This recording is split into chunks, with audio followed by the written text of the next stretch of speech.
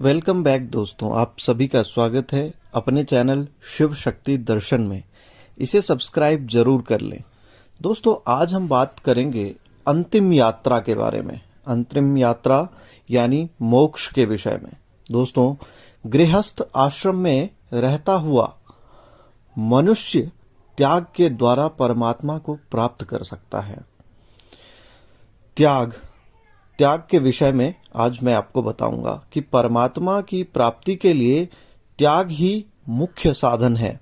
अर्थात 7 श्रेणियों में विभक्ति करके त्याग के लक्षण मैं बिल्कुल संक्षिप्त में आपको बताता हूं। पहला है उसमें निषिद्ध कर्मों का सर्वथा त्याग। निषिद्ध कर्म क्या है? चोरी, व्यभिचारी, झूठ, कपट, छल, हिंसा, प्रमाद आदि शास्त्र विरुद्ध नीच कर्मों का मन, वाणी, शरीर किसी भी प्रकार से नहीं करना है। यह पहली श्रेणी का त्याग है। दोस्तों, दूसरा जो श्रेणी है वो है काम्य कर्मों का।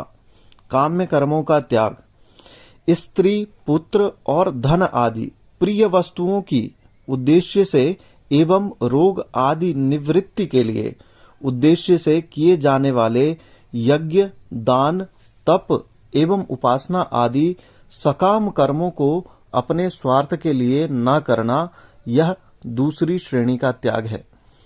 तीसरा है तृष्णा।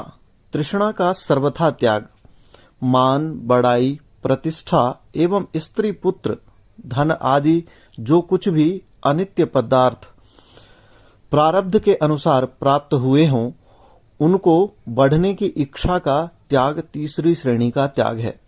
चौथा आता है स्वार्थ के लिए दूसरों से सेवा कराने का त्याग। इसका अर्थ यह है कि आप किसी से भी सेवा ना कराएं। यह है चतुर्थ श्रेणी का त्याग। पांचवा होता है संपूर्ण कर्तव्य कर्मों में फल की इच्छा का सर्वथा त्याग। यह है पांचवी श्रेणी का त्याग। छठी श्रेणी का त्याग है ईश्वर भक्ति में आलस्य का त्याग। ईश्वर का नाम या उनकी पूजा के लिए कभी भी आलस्य नहीं होना चाहिए। ये जो त्याग है ये छठी विभक्ति है। और 7वीं विभक्ति है ईश्वर भक्ति में कामना का त्याग।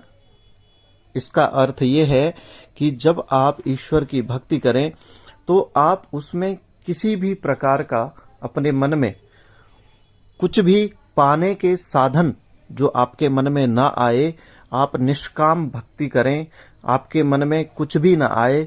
ये है 7वीं विभक्ति का त्याग।